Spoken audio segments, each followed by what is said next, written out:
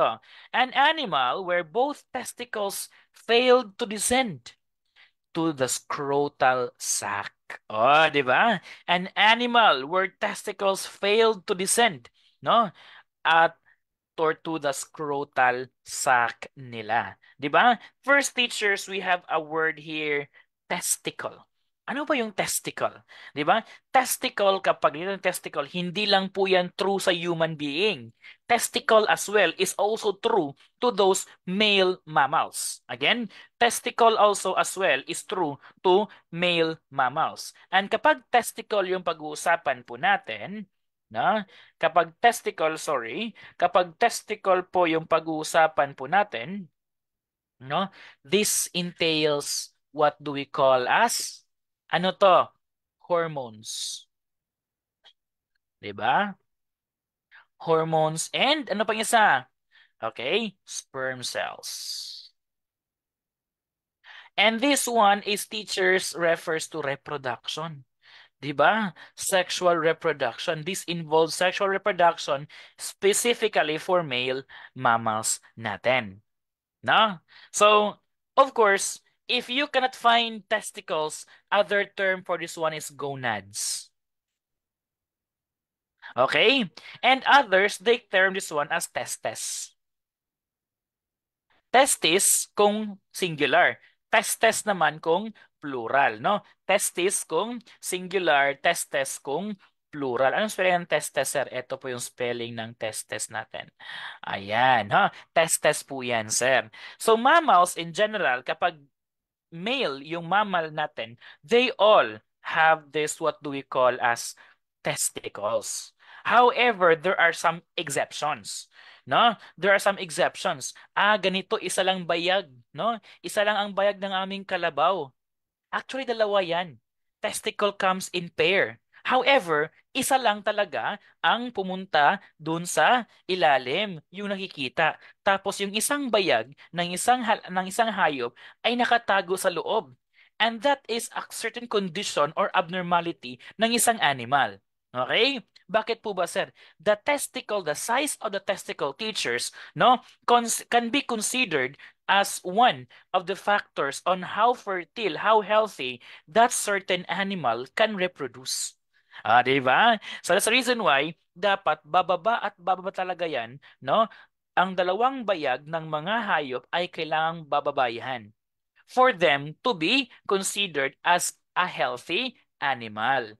No? So kapag isa lang po yung bababa dyan, we have that term as abnormality of animal, specifically the male genital abnormalities. No? And we have these choices in our screen.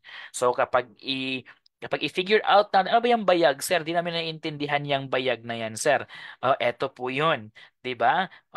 This is an example of a mammal natin, a male mammal natin. Now, ito po yung side na kung saan these two testicles, no, descends at the scrotal sac ng isang hayop. Alright? Now, minsan kasi teachers, absent tong isa. No? Isa lang nakikita natin, uy, isa lang bayag yung hayop na yan ah. O, di ba? Mapoproblema po tayo nun. So, ano ba yung tawag sa abnormality na yan? No? What do you call that abnormality that is found on every male mammal wherein which the testicle did not or failed to descend?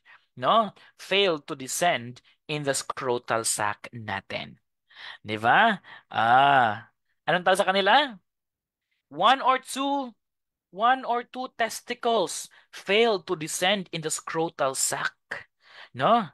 A failure, no, to descend. That is called letter. Sabi ni Georgina Maribuhok Suson, Sir Alpha. Alright, no? Sabi naman ni Jenny Babe Napoles, Alpha. That is definitely, definitely. Oy, sabi kasi dito, sir, isa lang kasi, sir, mono. Di ba? Mono is one. No? Di ba? Galing talaga. No? Pero teachers, kapag isang bayag lang po ang bumaba, siya po'y tinatawag nating cryptorchidism. Okay? That is a condition of animals. That is what we call as cryptorchidism. Alright. Nasa ano naman yung anarchism? Anarchism teachers is simply walang bayag, no? Walang bayag ang isang, di ba? Walang bayag ang isang hayop nang siya'y isinilang. That is still a male genital abnormality of animals. Anarchism po 'yun. Walang bayag, no testicle. Okay? No testicle po ang tawag natin kapag anarchism. Kapag naman po teacher scriptorchidism, anong tawag ulit yun? One or one testicle failed, no? One testicle failed to go down to the scrotal sac natin. All right? That is what we call as scriptorchidism. Now, sir, may mga hayop na exempted dito. Example teachers is giraffe. All right? Giraffe, sorry, elephant, sorry, elephant, no? Elephant. Hindi ka makakakita ng bayag ng isang elepante sa kanyang pisikal na kaanyuan.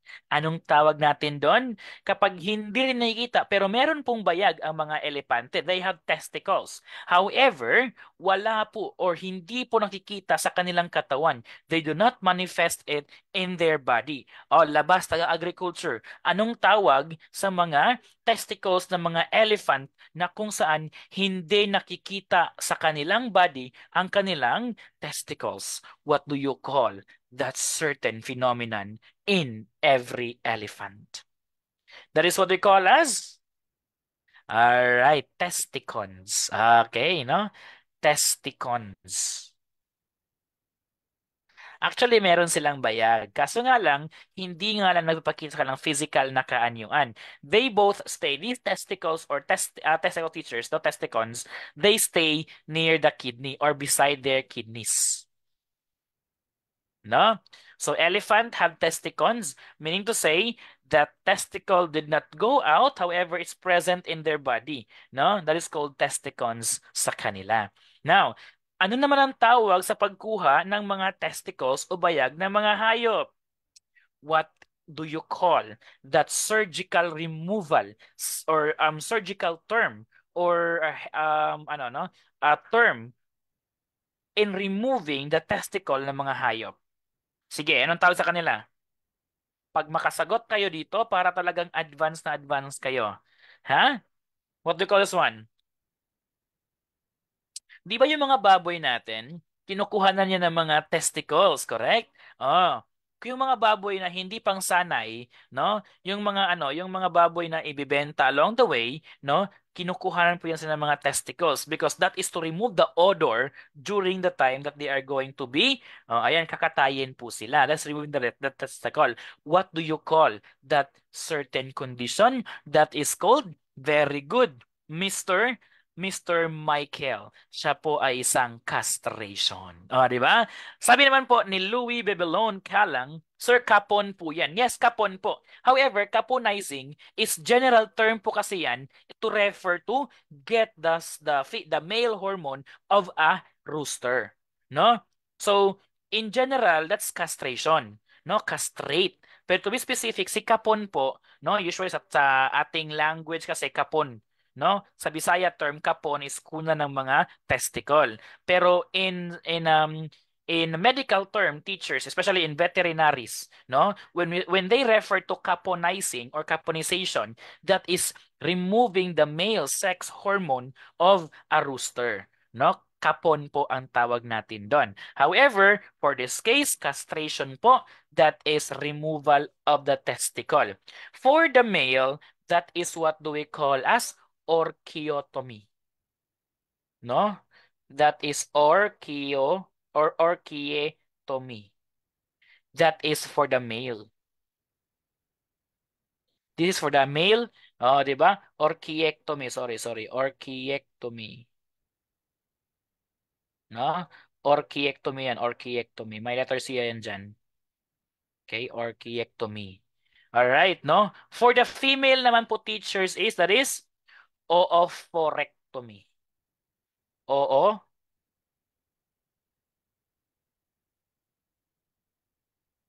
Oophorectomy, no? Sa female po yan. Ano naman yung tawag sa tao? 'Di ba? Iyon po yung vasectomy. 'Di ba? Vasectomy po yung sa tao natin. Pero sa mga hayop po teachers, since we're talking about animal science, oh by the way, let us be open-minded as we are talking about animal science here. This is called orchiectomy kung pagkukuha po ng male sex hormone. Tapos po oophorectomy naman kapag kumukuha or kinukuha yung production of female sex hormones natin. Alright, no? Question number one pa lang, sir. Ang lapad na ng discussion. Alright, no? Nasabi ni Ma'am say sa RIPA, no? Last letter C, nakalimutan ko lang. Next question number two. Ang pangalawang tanong for the night. Sir, sorry, di natin na-record, teachers, no? I-record ko muna to. Pero actually, na-record ko sa Facebook, ha? After this one, no? May record ako dito kasi there will be times na i-upload ko ito siya. So, I'm going to record this. Question number two tayo, teachers. Blank are called the building blocks of animal body. Ano daw yung tawag sa building block of animal body? Even nga sa lahat ng mga bagay, even the plants, even the animals, even humans, no? Those are called the building blocks of everybody. No? The building blocks of everybody. Ang tanong nga doon sa ang tanong nga doon sa last time is 'di ba? Is about sa trainer's methodology is what do you call the building block, no, of of a competency standard, no? Ano daw yung building block ng isang competency standard? Very easy, element, o, di ba? Now, element sa building block ng competency standard. However, the building block of the animal's body is referred to what? Very good, Sir Louis Bebeloni. Kalang na naman. We have this one is called as ang sagot po sa number one, teachers, I see letter A, cryptorchidism. Sa number two naman, teachers, tatandaan po natin. Di ba? Ano nga ulit yung highest? No, di ba? Tanong ko dito. What is the highest taxonomic rank? No? What is the highest taxonomic rank of animals and plants? Again, what do you call that highest taxonomic rank in animals and plants? Anong tawag sa kanila? Those are called? Anong tawag sa kanila, teachers? Yung highest taxonomic rank of plants and animals or organisms. 'Di ba? They are called domains, correct? 'Di ba? Domains 'yon. Domain is the highest. No? Domain is the highest taxonomic rank. Botany is a study of plants, 'di ba? Botany is a study of plant. Domain tapos kingdom, 'di ba? Ganon. 'Di ba? Ah. Hindi po siya domain po. Hindi po siya kingdom. Domain is the highest. Ha? Domain is the highest classification in the taxonomic rank po natin. Now, in terms of domain, teachers, makikita natin doon that there is a certain difference of domain between the plants and animals. Correct? We have the domain po dito, teachers. We have this what do we call as domain domain prokaryota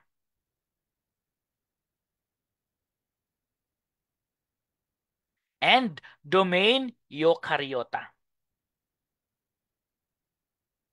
Ano po ba yung pinagkakaiba ng domain prokaryota at saka domain eukaryota? Kapag domain prokaryota po, teachers, no nucleus. Alright? Always remember this one. Kapag domain prokaryota, wala po silang nucleus. Kapag naman domain eukaryota, meron po silang nucleus. Very good, no? They have nucleus. And of course, si domain eukaryota ay ginawa or hinati ng dalawang kaharian. Ano ang dalawang kaharian ng eukaryota? Ano ang dalawang kaharian ng eukaryota? Bilis! No? Naku, parang hindi natin to makayang sundan ah. Ano ang dalawang kingdom or kaharian ng eukaryota? Very good. Kingdom? Plantae. At saka, kingdom, ano isa? Animalia. Okay, di ba? Kingdom Animalia and Kingdom Plantae. And of course, ano yung common ng dalawa? what is the common of the two? They have cells. All right? They have cells. And their cells contains nucleus, di ba? Contains nucleus. And at this time, hindi po tinanong dito si Plante. Kaya sorry, Mr. Plante, iwan ka namin. Focus muna kami sa Kingdom Animalia. Domain Eukaryota, Kingdom Animalia. Ang tanong natin dito ngayon is animal body. However, the building blocks of animal's body. No? The building blocks of animal's body, teachers, is what do we call always as the cell. Always remember po yan, teachers, that it will always be the cell. Okay, ito po yun. This is what do we call the animal cell diagram. What do you observe? Ito po yung kanyang nucleolus. Meron po siyang nucleus. Di ba? Which case, the nucleus brings the what do we call as deoxyribonucleic acid of the certain cell natin. In which case, this certain animal cell po natin, teachers, no? This animal cell po natin contains the nucleus, contains the DNA of the offspring of that certain animal. Nucleus po yung responsible natin doon. However, there are some facts to remember about nucleus or cells in every animal. The first fact to remember, the first isang katotohanan, mga katotohanan na dapat nating tandaan. Animal cells are always eukaryotic. Meaning to say, there is a nucleus. Alright. Pangalawa. Pangalawa, teachers, na kailangan niyong malaman. The diameter of the animal cell are smaller compared to plant cells. Bakit po ba, sir, wala or bakit po ba, sir, mas maliit si animal cell kumpara kay plant cell? Ano po ba yung meron ni plant cell na wala or medyo malimit kay animal cell? 'Di ba? Ano po ba yung meron kay plant cell? Bakit malaki po siya, sir, kumpara ni animal cell? Ano yung wala ni animal na meron kay plant? Ano po yon? That is very good. Ano po yun? Ano po yun? Ano po yung merong ano? Ano pong meron kay plant cell na wala kay animal cell? Bakit sa animal cell is smaller? Dahil po, sir, wala po siyang very good cell wall. Alright, no? Meron mang cell wall, sir, pero hindi gaano kakapal compared kay plant cells natin. No? Sa cell wall po sila nagdidiferensya. Pangatlong fact na dapat nating malaman. Organ formation is formed through a progression process. Di ba? Tandaan niyo po, teachers, after the first one to be made is cell, correct? What comes after cell? What comes after cell? Ha? Uy, hindi to science, ha? Oh, hindi to siya ano, no? Hindi to siya biology, but we're talking about animal science here. No, this is also discussed in animal science. No? What comes after cell? Millions of cell or thousands of cell develops what? Tissues. And what comes after tissue? What comes after tissues? That is what comes after tissues? Organs. And what comes after organs? That is system. Alright, no? Tahimik kayo ah. Parang si mga Mark kayo. Daming mga Mark dito, tahimik lang. Di ba? Tahimik lang. The first one na nabubuo ay si cell. Pumapangalawa si tissue, thousands of tissue is organ, no? And group of organ is what we call as system. Doon na po pumasok si sino? 'Di ba? Masok si respiratory system, circulatory system, sitos pala yun, sir. 'Di ba? Sitos pala yun, sir. Hmm. Ayan, the cell or the system or the formation po ng mga cells po natin. Alright, no? So teachers, hindi po to siya general education subject. This is a concept in animal science subject in which case we need to understand. Ha? So, ayan, maraming salamat po for that ano no, paalala. Alright, now next is what do we call another fact to remember kapag animal or kapag cell is that a cellular cycle occurs every 24 hours. Dito po pumasok si meiosis at saka si mitosis. Alright, now, eto, pinailalak ko ulit sa inyo kung sino si meiosis, sino si mitosis, di ba? The division of cells is through mitosis or meiosis. Di ba? Ano po ba yung meiosis? What is meiosis in the cell po natin ng ating hayop? What is first we will go first to mitosis. No? What is mitosis? Kapag mitosis mean to say growth or repair. Ano naman yung meiosis? No?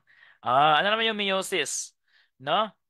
Meiosis teachers is generation of gametes natin.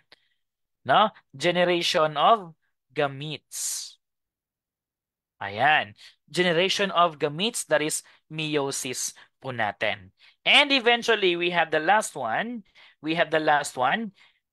Um, of course, no, the cell divides in biochemical process. Meaning to say, there is this what do we call as cell collision, and then eventually it becomes a certain tissue agad-agad.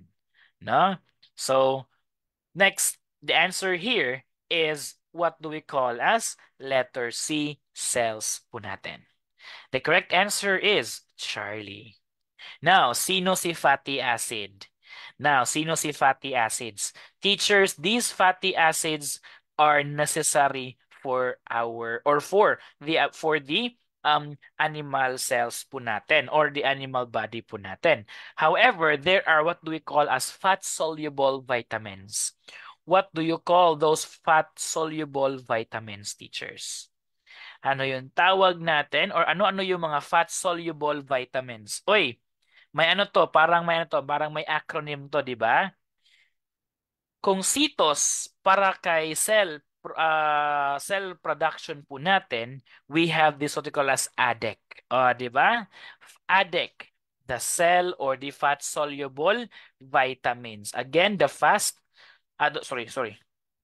Fats dapat yan. Hindi po yan fast. No? It should be the fat soluble vitamins, no?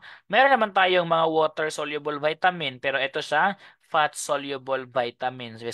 Si vitamin A, vitamin D, vitamin E, at saka si vitamin K po natin. Alright, no? Vitamins ADEC. Alright, now, so we added the muscles and minerals. Alright, let's proceed to the next question. So, question number 3. The symbol for sodium. Uy, sir, pati ba naman to pinag-uusapan din sa animal science? Yes, of course. We are talking about the vitamins. No? We are talking about the vitamins. And these are necessary for the growth of our animals. No? What do you call the symbol of sodium? Magaling kayo dito, di ba? Anong tawag natin dito? Symbol for sodium. Alright, the answer is letter C, Charlie. Nasod. No, nasod, na sodium. Alright, so teachers, tandaan po ninyo. There are essential minerals needed by plants and animals. Ano nga, sir, bakit po ba tinatawag silang essential? Essential minerals, essential fatty acids, essential micronutrients, essential macronutrients.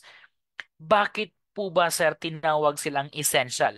Essential po simply because nakukuha po sila sa kinakain ng mga hayop po natin because their body cannot produce those certain minerals and vitamins. Again, bakit po sa tinatawag na essential? Simply because po their body cannot produce those vitamins. And we have the major elements or the macronutrients needed by our animals. And we also have the micronutrients, no? So, ang nasa kabila po under the macronutrients po is eto po yon, the carbon, hydrogen, oxygen, nitrogen, phosphorus, calcium, potassium, sulfur, magnesium, sodium.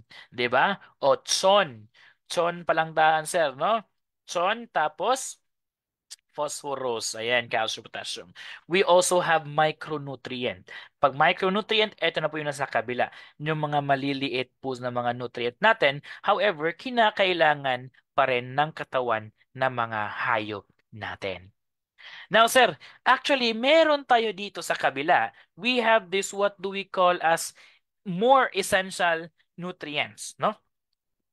Aside from these elements here, these are what do we call as most essential, no? They are the most essential nutrients that our animals need. This is what we call as proteins, water, carbohydrates, the fats or lipids, and of course, our vitamins. No? Sir, in terms of water, water teachers, kapag tinatanong kayo sa board exam, ano yung pinakamahalagang nutrient in the biological process, no? Sa buhay, kapag if there is life, what do you call that most essential nutrient that life needs? The answer there is always the water. The plant needs the water, bacteria needs water, the plant animals need water as well because water is the most essential of all the biological processes. Para saan po si protein? 'Di ba? Si protein po teacher sa muscles, sa tissues, sa repair, sa maintenance, 'di ba? Yung mga nagji-gym. Kita niyo yung mga nagji-gym natin, no, 'di ba? Kumakain po sila ng mga protein. They have to do protein intake. Bakit po, sir? For growth, for maintenance of the tissues and including their muscles. 'Di ba? Teachers, the building blocks, no?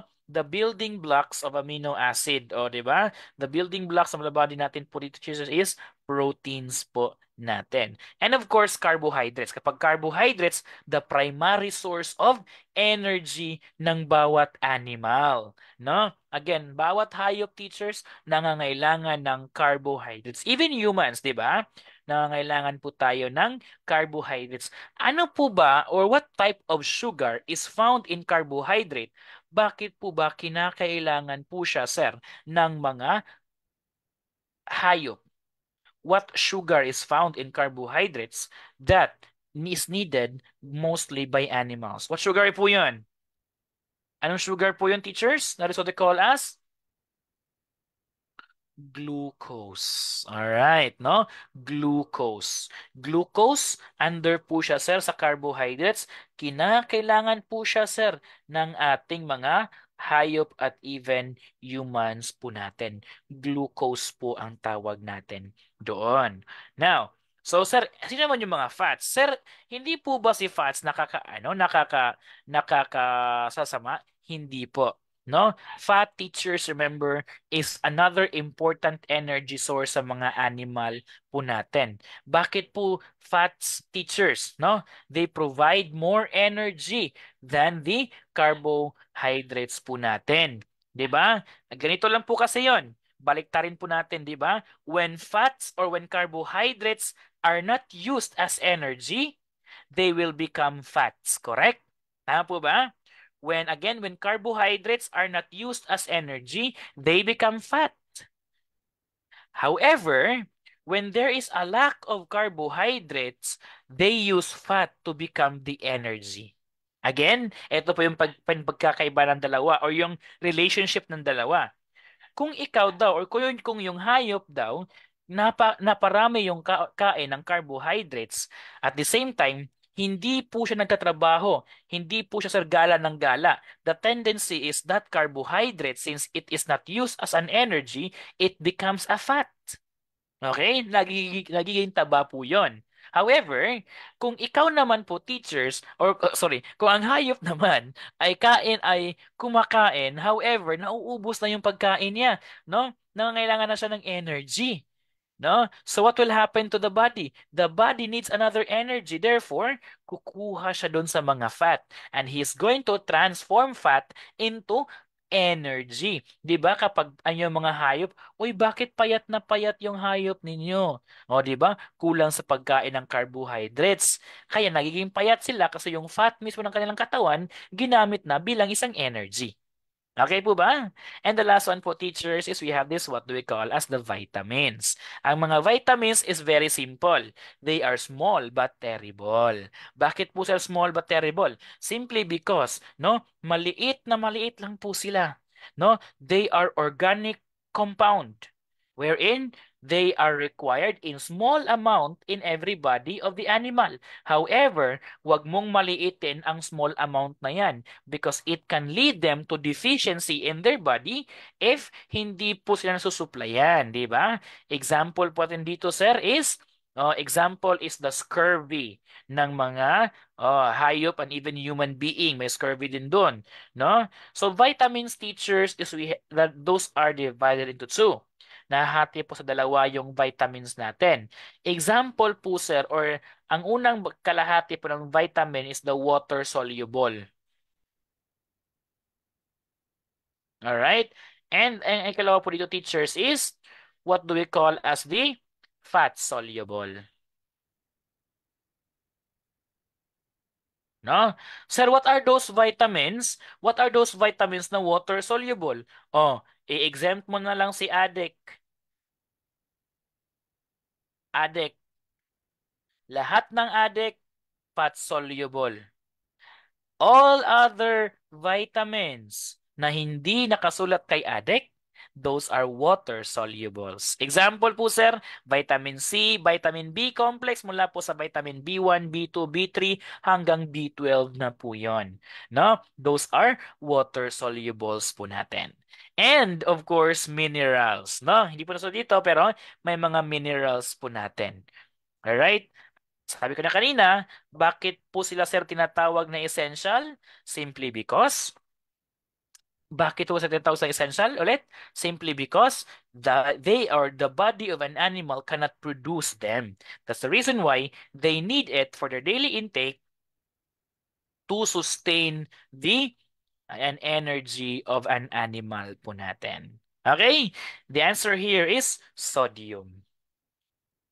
Sir, kay haba-haba ng explanation mo, sir. Yung tanong lang naman ay sodium, o di ba? That is the taxer chan. No? Hindi lang po tayo mag-stick to what is being asked. Rather, you have to sense, you have to go over, you have to hover what are those essential concepts na kinailangan nating malaman in relation to the question. Di ba? Kailangan natin mong malaman yan. Sino po si S dyan, sir? That is sulfur. Sino po si SO? I think SO did not exist in the table of elements. And then si letter K ng po teachers is potassium. Di ba? So symbol for sodium, that is Na natin. Nakuha lang po ba, teachers? Comment down power. No, comment down power if nakuha ang ating discussion for number 3, no? Comment down power if nakuha yung ating discussion for number 3. Ayan, power na power si Sir Michael Andrade, ah. No, Sir Michael Andrade, power na power po tayo ngayon for tonight. Let's proceed to the next question, number 4. Number 4, teachers, ito po yung tanong.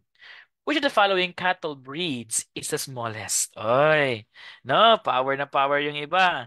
No? Which of the following cattle breeds is the smallest? Ha?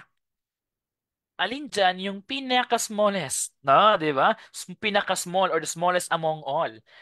Teachers, when we speak about cattle breeds, iba't ibang breeds po, teachers, iba't iba po ang kanilang function in terms of the products. Meron po tayong cattles mismo for beef, meat, and meron po tayong cattles for cheese production, meron po tayong cattles for milk production, iba-iba po yun. Depende po yung teachers sa kanilang characteristics. So if I'm going to give you a picture on this one, this is a picture of different cattle breeds po natin.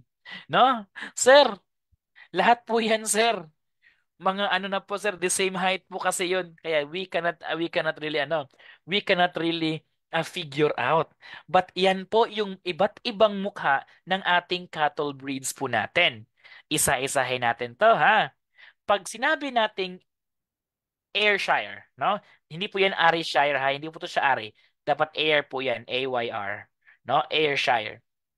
Teachers, kapag sinabi nating Ayrshire, siya po ay combination ng isang red and white type of cattle breed. No? Red and white type of cattle breed po natin. No? Para saan po ba, sir, si Ayrshire? So, si Ayrshire po natin. Si Ayrshire po, teachers, is more on milk production. Again, si Ayrshire is more on milk production. Alright, no? So milk production po siya, sir. However po, moderate lang po siya. Hindi siya ganun ka karami yung kailangan produce. Okay, we had the brown Swiss. Of course, no? The color must be obvious. Kapag brown Swiss teachers, galing po siya, sir, sa Switzerland. 'Di ba? Switzerland, originated in Switzerland. However, in terms of brown Swiss teachers, yung milk niya is very good, a large quantity of milk. No? Large quantity of milk to si brown Swiss natin. All right? And then also, we also have this, what do we call as? Ito yung isa. Ito yung Holstein Friesians. Ito. Si Holstein Friesians teachers, siya yung pinakamalaki. No? Siya yung pinakamalaki na breed ng mga cattle breeds po natin. The Holstein Friesians are typically large larger in sizes among others and strong in terms of physical appearance. And typically, yung kanila pong mukha or yung kanilang kulay is black and white. Alright, no? At isa po dito sa pinaka-main function po ng Holstein Friesian is what do we call as the highest milk producing cattle breed. No? Holstein, siya po yung highest producer ng milk, ng dairy milk po natin. And of course, we also have the Jersey. Si Jersey naman po, teachers, it is one of the smallest cows in the cattle breeds po natin. No? Sir, ilang kilo po ba, sir, si Holstein? Si Holstein Swiss po teachers, or sorry, si Holstein Friesian po teachers, no? Typically they weigh more than 1,500 pounds. However, si Jersey ng teachers, maliit talaga to si Jersey na to, no? It can only weigh up to 1,200 pounds. No? Around 1,200 pounds po natin. They are small, however, they are known for cheese production. No? Jersey is known for cheese and butter production. Hindi po gaya sa Pilipinas na Jersey is known for gatas production, di ba? Jersey. Jersey na condensed milk, Jersey na evaporated milk, hindi po 'yan. Because Jersey po known po siya for butter, milk, and even cheese production po natin. The smallest among others is Jersey. The answer is alpha. Number 6, which the following is an essential amino acid. Ito na naman tayo. Essential. 'Di ba? Ulit tayo dito. Kapag essential ulit, teachers, the body cannot produce it. That's the reason why we need a certain thing para po it will be taken inside the body of an animal. Serine, glutamine, lysine, or alanine. Alin dyan ang hindi, no? Or alin dyan ang isang essential amino acid? Meron tayong 9 essential amino acid, teachers. Ha? We have 9. Lysine, histidine, leucine, threonine, phenylalanine, methionine, valine, tryptophan, and Isoleucine. Isa-isahin natin to, yung mga essential amino acid. Una, histidine. Si histidine teachers ay siya po are responsible for tissue repairs. Pangalawa, isoleucine. Si isoleucine is all about heal wounds and regulates blood sugar. At isa pa, si leucine. No? Si leucine regulates blood sugar pa rin po siya, muscle and bones, and then yung pinaka-teachers is the aids for growth hormone production. And of course, we have the lysine, the building muscle na amino acid.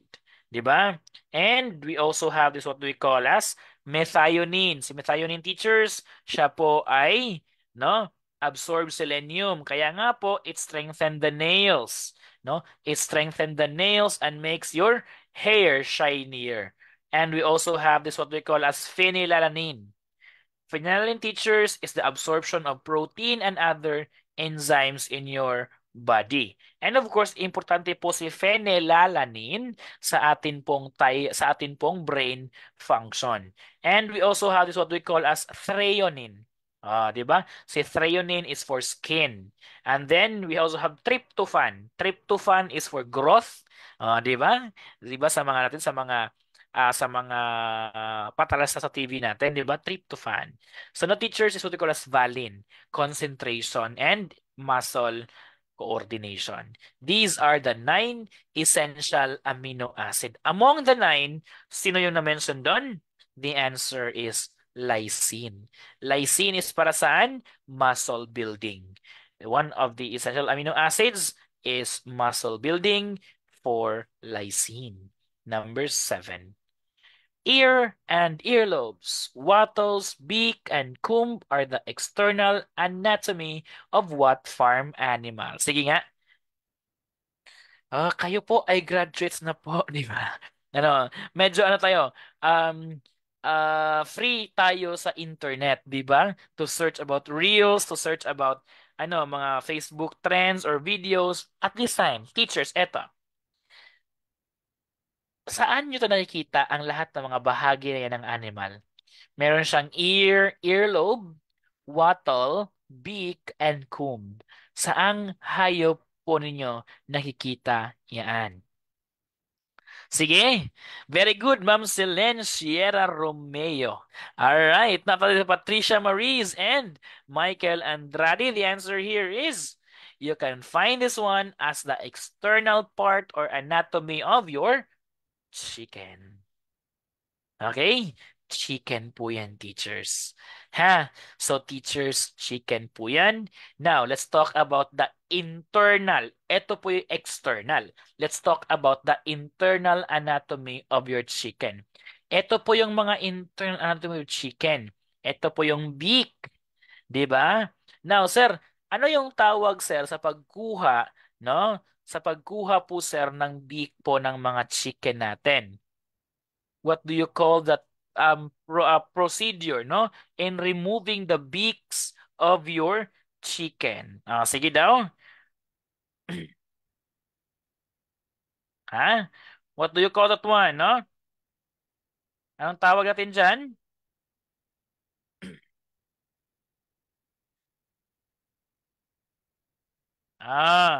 Okay, no? Of course, debeaking. O, di ba? Debeaking.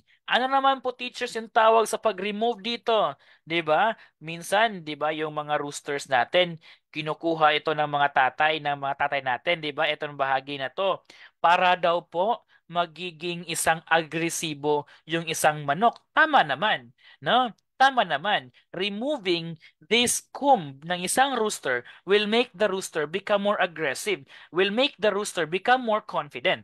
'Di ba? That's actually correct. That is based on the explanation ng ating mga medical sa veterina vets po natin. Now, anong tawag natin sa procedure na yan? What do we call that procedure? In removing this the comb of our rooster. Very good.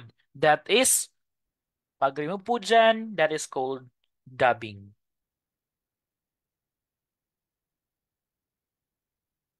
Okay?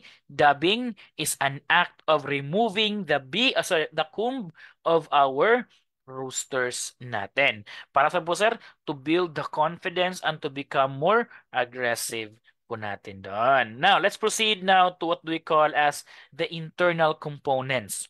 The first one, teachers, is the beak. Now, ang tanong ngayon, do chicken have teeth? May ngipin ba ang bawat manok? Yes or no? Do chicken have teeth? Yes or no? Sagot? Kapag mag-no kayo dyan, ako. Di ba? Ah. Do chicken have teeth? Yes or no? May ngipin ba ang mga manok o wala? Ha? Teachers, ang mga manok ba ay may ngipin? Yes or no? The answer is wala kayong makikitang ngipin ng ating mga manok, and mga manok has the poorest taste buds among animals. Again, ang manok has the poorest taste buds among animals. Kaya nga po kahit ano, no? Oh, wala pong ngipin ha, wala pong ngipin yung ating manok, teachers. Beak lang po ang meron sila. Wala po silang ngipin, no? And again, manok has the poorest taste buds among animals natin. And of course, we also have the esophagus. Esophagus. Paano na lang kami mga esophagus? O, di ba? Ayan, no? It carries out the water and food towards this, what do we call as the stomach of our, ayan, no? The heart, the lungs, the liver, the gallbladder, the small intestine, and of course, the large intestine. And the ovary, okay? And then the papilla po natin. Ayan, no? The small intestine gizzards, yan po yung iba't ibang mga bahagi po ng ating mga manok. Eto, tanong ko sa inyo, what do you call, no? What do you call no? What do you call the part of the chicken na kung saan dito pa rin makikita ang kanyang gastrointestinal system or tinatawag natin itong the true stomach of the chicken. Saan po na bahagi ng chicken ang tinatawag natin the true stomach of the chicken? That's what we call as the small intestine. No? The small intestine po yan natin, teachers. Next. Eto, the answer here is chicken, ha?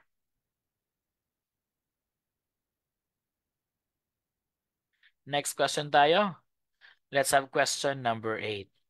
A vitamin known as anti-sterility vitamin.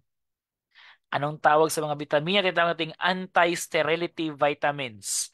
Kapag anti-sterility, meaning to say, kapag when animals are going to drink this type of vitamin, they are not prone to sterility or to sterility or being a sterile. Meaning to say, they can reproduce more. What vitamin is known as anti-sterility vitamin? Very good, Ma'am Mary Janelle Cervantes. No? Oh, di ba? Oh. All right, the answer here is letter C, vitamin E. Okay, no? Tandaan always that vitamin E, the tocopherol, is the anti-sterility vitamins. No? Vitamin E is one of the fat-soluble vitamins, correct? Ano yung fat-soluble vitamins? ADEC. Vitamin A for vision. Vitamin D. Para sa vitamin D natin, teachers? Vitamin D is for calcium, phosphorus, for the bone health po natin. Vitamin E is for the hormones or antioxidant. And vitamin K is for the blood clot. Diba? O, isulat ko lang dito, blood clotting. Dito is antioxidant. And dito naman, teachers, is bones natin, for the bones natin, and muscles. And dito naman, teachers, is for the vision. No? For the vision po yan siya, sir. Okay, those are vitamin ADEC po natin. And the anti-sterility vitamin is termed as vitamin E, the tocopherol. Number 9, a sow disease refers to the inflammation and infection of the uterus. Oh, na-inflame. Nagkakaroon ng karanasan sa kanyang uterus. Nagkaroon ng karamdaman sa kanyang uterus. It often occurs after farrowing. What is farrowing, teachers? Di ba panganganak? Correct?